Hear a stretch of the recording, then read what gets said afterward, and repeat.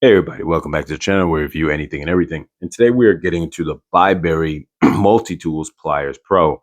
Now this is essentially a clone of the Leatherman Surge, but at a fraction of the cost. Leatherman Surge generally runs currently right now about $150. This runs you about $59, and after coupon, maybe $40 to $45. I'm going to throw a link in the description for you to purchase it on Amazon, affiliated link. But let's jump into it. Now, first, we're going to start with the box and the tools. So you have the needle nose pliers, replaceable hardwire cutters, saw and file holder, double-sided file, ruler, screwdriver socket, knife, replacement saw blades, regular pliers, wire cutters, serrated knife, scissors, awl / thread needle, large flathead driver, small flathead driver, wire stripper, can opener, and screwdriver bits, and your replaceable wire cutters.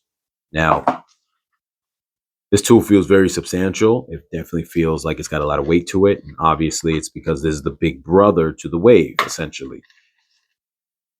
This is the tool right here. Before we jump into that, we're going to jump into what's in the case. You have your additional bits. You have your Allen key along with the replaceable wire cutters, and this is your two different saw blades, so they're not two of the same that you just replaced. They're actually different. Getting into the tool, it's very heavy and it feels substantial. I like it. The quality seems nice. You have your flat blade, which I believe is about 3 inches. It's definitely bigger than the Wave clone, and I'm going to reference the Wave clone because I've only owned the Felisa and the Rock Tall Wave clones before. I haven't actually owned the Wave. Now the scissors, which I think is one of my favorite tools on this because it's substantial scissors, definitely could be used to, do kids projects and things of that sort. It feels comfortable, the ergonomics of it. So I like that when it comes to scissors, larger scissors, not tiny scissors though. You pick the tools that, the multi-tools that fit the tool setup that you prefer. So to me, I'm a big fan of large scissors. Here you have your serrated blade. And this right here is your is your file, diamond edge on this side. This comes off. It's pretty tough. I don't really have the nails for it, so see if I can get this, push it off, and it falls out. It's tough for me because I don't have nails. You guys shouldn't have a problem if you have relatively more nail than me. But other than that, it's a comfortable amount of retention for the fact that you don't want it to fall off easy, but you also don't want it to be too hard. So it's right there in the middle. Goldilocks effect. The pliers feel definitely beefy, though you could see here I can stretch it open. It needs a little bit more play, so it just probably has to get a little bit more loose.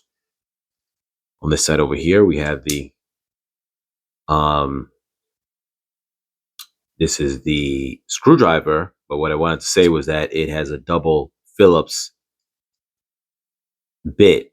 Now, I'm going to get into a moment how this tries to compensate for that in its own way. But first, I just want to point out that this has a spring mechanism that makes it fall back into place as opposed to tension, like on the Wave Plus clone. Now, these tools right here come out very easy, and I like that. It reminds me of my Leatherman Wingman, sorry, where they come out very easy. Now, there's no tension on them almost at all, but that's fine because they lock into place. And once they're locked, you don't have to worry about they have no retention. So that part is good. Obviously, the two flathead screwdrivers and your bottle opener, can opener, and wire strippers. Now, these two right here, I just want to focus on for a minute.